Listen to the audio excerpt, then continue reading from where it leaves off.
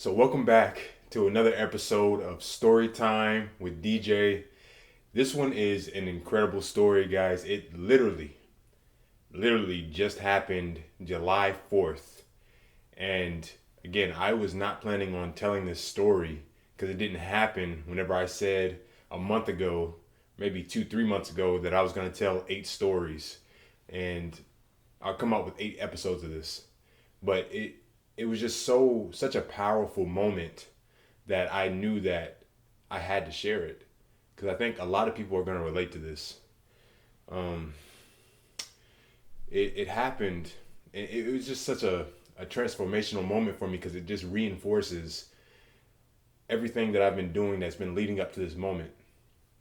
And the thing that I'm talking about today is how important it is to become aware of not just your empowering emotions, but also the disempowering emotions, and how you can use both to become a leader and to really lead yourself into the direction that you really want to go.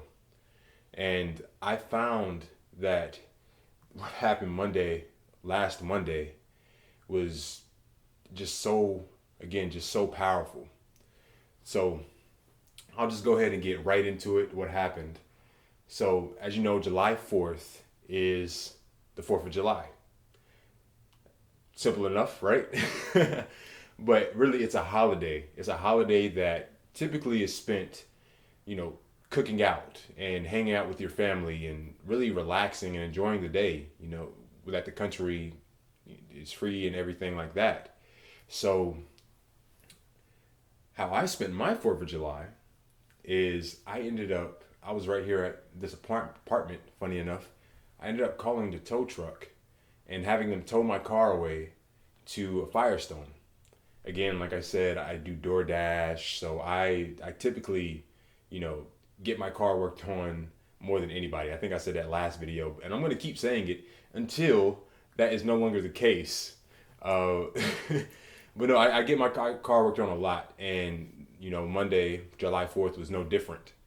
And so I'm spending that was around 2 o'clock, 2 o'clock in the afternoon. So I'm typically dashing throughout the day, So I'm not used to having this free time. I usually dash from 11 to 3 and then 5 to 9, and I might extend those hours depending on how the flow of the traffic's going. But today I didn't have those. I wasn't gonna do that because I didn't have a car, right? So now I'm spending this time after the tow truck came, took my car off. I'm spending this time, really trying to maximize how I can use this time. So I'm planning. I'm looking at the areas of my life that I want to focus on, and I know career is one of them. I know my emotional strength is another one. My emotional flexibility, and my relationship. I really want to build my relationship muscle because it's been neglected for so long. I think I said that in Storytime Part 1. And I end up getting an email from my agent. And the email says, "We have an audition for you. It's going to be due tomorrow at 11 a.m., but you have 2 scenes in 99 pages. Have fun, go at it." Another thing that really was exciting for me was that it was a part that I really liked because it had a lot of character elements in it, a lot of things to play around with. They how the description of the character was, it's a Southern gentleman from Mississippi, so I get to work on accents. I love accents a lot.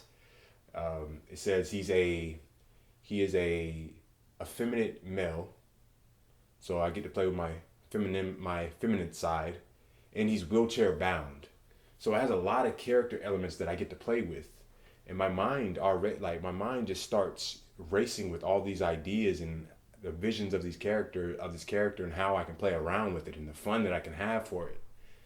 And then I look back at the email, like I said earlier, and it said that it's due tomorrow at 11 a.m.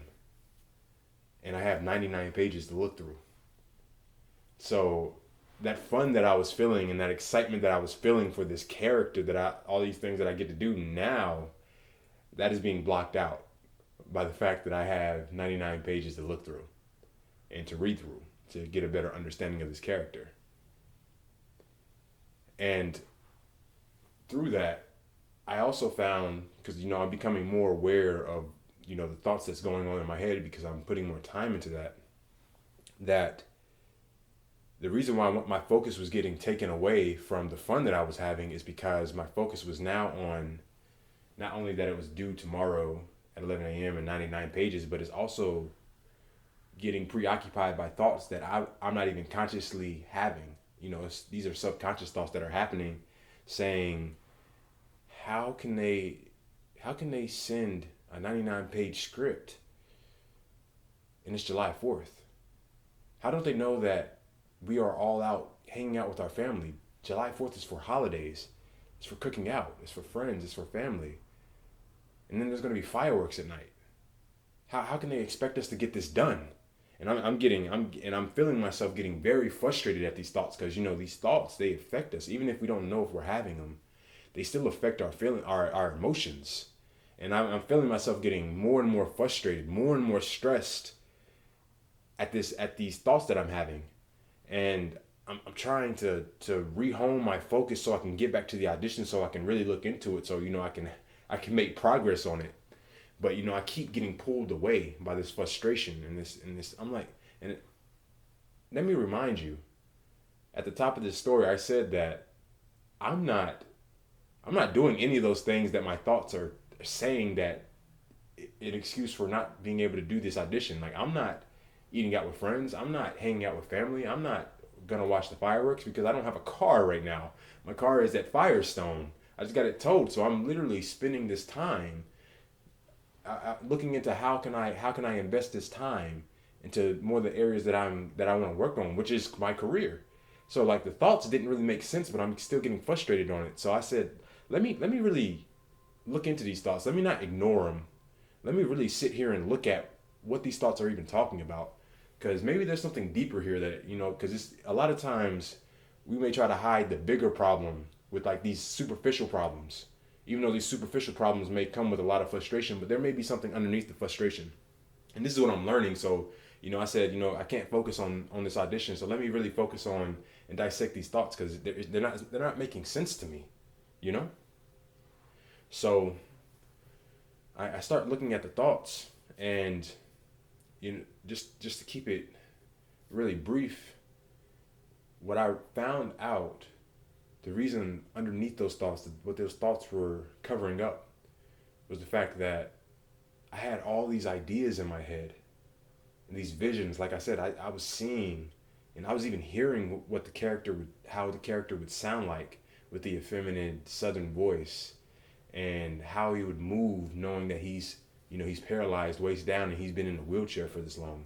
So I have all these ideas, but I'm feeling fear that I'm not going to be able to get what's in my head and what I'm envisioning.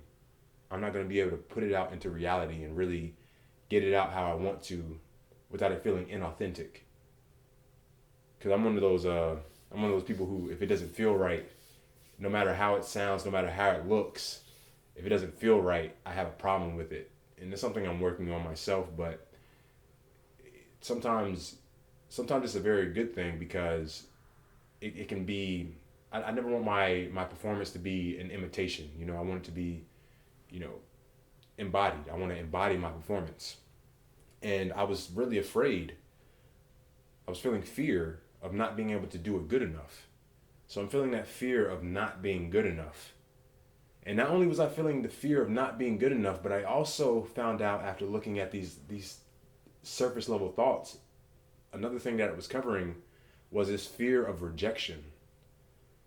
This fear of rejection, because my mind, again, I'm digging in these thoughts, and I noticed that my mind goes off on a tangent of, I'm not even going to be able to find anyone who wants to do this audition, because everyone else is going to be hanging out with their family. Everyone else is going to be at a cookout. And then at nighttime, there's going to be fireworks. So if I don't get this done now, it's 2:00 right now. If I don't get this done before 6:00, then the fireworks are going to go off. There's going to be gunshots inside my audition. And then everyone has work tomorrow. It's due at 11 a.m. So I know I can't hit them up in the morning because it's going to be so much. So all these thoughts which would really lean down to someone telling me no, they can't help me out. And I'm going to have to ask a bunch of friends, and it's a good chance that may say no. Now, I don't know if that's actually the case, but that's what my mind was telling me. And that's what I was believing. So I have these two heavy ass fears, the fear of not being good enough and the fear of getting rejected, all combining into one just frustrating, why did they give me this audition type thing, you know? So after I recognized those fears, I was like, well, okay, I recognize those fears. Okay, well, I don't have to worry about that. Let me attack one right now. Let me just focus on this audition, and I can make it as good as I can by putting the time in that I need for this audition, right? So I start focusing on this audition, and then I feel myself getting pulled by the fear of rejection, saying, hey, why would you focus on your audition right now if you don't have anyone to help you read it, right? So I'm like, okay, fine. I'll look through my phone and I'll find somebody to help me read it, and I'll just ask a bunch of people, right? So as I'm looking through my phone, I feel myself getting pulled from the fear of not being enough, of not being good enough, saying, hey, what is the reason why would you even try to find somebody to help you with the audition if you're not going to do a good job? You want to look bad in front of them? Is that what you want to look to? It's like my mind is going crazy. I'm getting pulled. I'm getting my ass beat by all both of these fears. And I just can't focus. Like, I'll focus for 5 minutes on the audition, get pulled away. I'll start texting people, get pulled away, and like my mind is just all over the place. And I'm feeling, stress and anxiety, and on top of the fear that I'm already feeling, and then frustration because I know that I want to do this, but I'm getting pulled. And another thing, and I think one of the reasons why it was so prevalent, why it was so hard to focus, is because when I first started acting back professionally back in 2018, I would have this fear of auditions, of not being good enough in the auditions. And part of it became because of the logic that I had behind the auditions, because I'm in the southeast portion of the country, so most of our auditions here are self-tape. And a lot of the time self-tapes, you don't get a lot of feedback from them. You just send them off.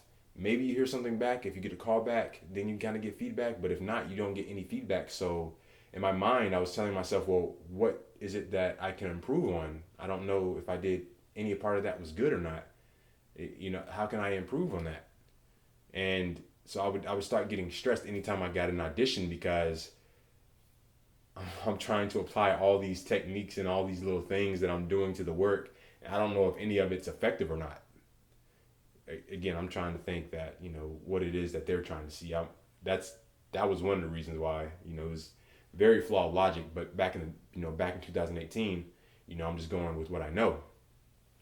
And I was feeling that fear of not being enough, and the fear got so big that I couldn't even do the audition when I was feeling it. So I would try to lay down anytime I would get an audition. I would feel that fear just creep in on me. So speaking of the 4th of July, there was fireworks going on in my chest. That's how explosive these feelings were to me. And it got to the point where it felt like I was paralyzed, because I couldn't really move, because I didn't want to move if this feeling was still inside me. So I would try to go to sleep until the feeling just submersed a little bit or went away for a little bit. And then I could, possibly work on this audition when I could actually focus without this ungodly amount of fear and sensations that I'm feeling. So I would lay down until I felt like it went away. And then I was like, oh, I think it's going. But then I would just have another thought about the audition, and it'll come back. And that cycle would just repeat and repeat and repeat and repeat. And no one wants to stay in that loop, as you can imagine. So eventually I chipped away at that fear. I ended up chipping away at it by, for one, facing it head on and adding skills, and just kept on doing auditions and doing my best just to continue to improve my craft in any way that I could, even though I wasn't getting feedback from, the casting directors. I would go to workshops and all these other things just to keep on adding tools to my belt. And after a while, the fear, it went away because I'm proving myself that I can do this. So fast forward back to where we are now, July 4th, the thing that I thought I got away from in 2018, the thing that I thought I beat already is now back. And that's heavy. When you think you beat something and then it comes back and it's still as strong as it was at the beginning when you didn't beat it before. It was super, super heavy. And I'm trying everything. This is July 4th again. I'm trying everything. I'm playing music to focus. I'm jumping up and down, trying to really get up my state so I can get all these these fearful feelings out. And the energy that fear comes with, and nothing's working. I'm just not able to focus. I'm not able to do what it is that I want to do, and I'm getting even more frustrated. And all these emotions are piling up, and it's like, what can I do? So I go into my room, and I was like, well, let me just try to take my mind off of it for a second. If I can just get 5 seconds to just lay down, and these emotions just go down a little bit, then I can focus. So I lay down. Again, my heart's just beating because my emotions are just going crazy. I keep taking deep breaths, trying to calm myself and just, bring the emotions down a little bit. And just like I said, I was becoming more aware of the thoughts that I was having. I became aware of this thought that was in the back, and I'm laying down, and I'm aware of this thought, and I'm hearing this thought, and it said, who do you want to be right now?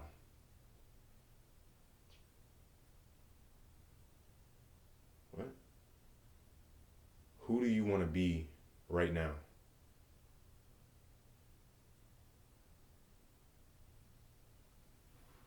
And then I got an answer. It said, I want to be a world-class actor. How can I be a world-class actor if I'm this terrified of an audition? If I let this feeling stop me from doing an audition? This audition, yeah, I care about it, but it's not the end of the world, for one. So just imagine if it was something that I really, really wanted, and it was a deadline. Am I going to let that stop me? Am I going to let all these excuses and all these feelings and feelings of not being enough, feelings of being rejected, am I going to let that stop me from my dream? I'm getting, my body's tingling just thinking about it. I was like, no, I'm not. I'm not going to let that shit happen. I'm not going to let that happen.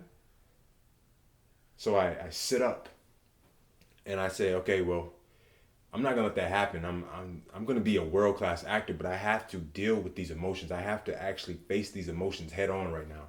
So I sit up and I just look at these emotions. I close my eyes and I'm looking at these emotions. I'm feeling and I'm seeing and I'm feeling the fear of not being enough. Okay. Now I'm feeling the fear of rejection, what it does to my body. Okay. Take another deep breath. Okay. I'm not going to let you beat me. So I know that I'm not going to be able to focus on my audition with these two fears. I'm feeling it. I know it. And what I've tried so far to shake them off is not working. So I just stand up because, again, I'm hearing this tune in the back of my head, literally. And it's the song. I'm hearing lyrics of a song. Shit may sound crazy, but just stay with me. The lyrics of the song that I'm hearing is, I want to break free. It's the Queen song. The Queen song, I want to break free. Free from the lies you're so self-satisfied, I don't need you. And I just knew automatically, like, I want to break free of this fear. I don't want to be locked down and held down by this fear. I have to break through this fear. I have to break free of this fear. And as soon as I kept hearing that song, I put on my shoes, I tie them up, I put on my headphones, and I literally go to the song. I'll go to the song that I'm already hearing in my mind, put it on repeat. The I want to break free. I go out the door and I just start running. I just start running. And I'm running and I'm running and I'm running and I'm running and the music's playing in my headphones. I want to break free. And then I just start yelling. I hear myself saying, I am capable. I want to break free. That's the music in the background. But I'm hearing myself say, I am a warrior. I am a world-class actor. I will not be beat. I will not stay down.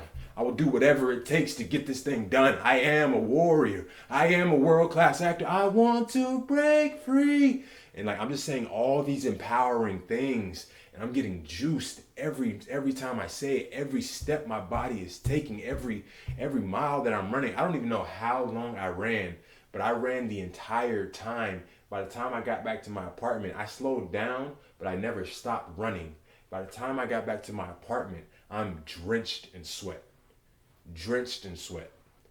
And I don't know how long I was running, but I'm feeling amazing. Like my body is buzzing, just feeling super empowered. That those fearful things, I'm not even feeling any of that energy inside me right now. Right now, I'm just feeling super, super juiced and emotionally like just strong and fit. Like I can take on the world. You know what I mean? So I say, and I know, and I already know that I have to use this energy to do something productive. I have to take action. You know, I have to really go forward with something and use this energy for good. So I say right then and there that I am going to commit. I'm committing right now to have this audition done in the morning. In the morning time, by this time, I can't remember what time it was. I think it was 9 a.m. or something like that.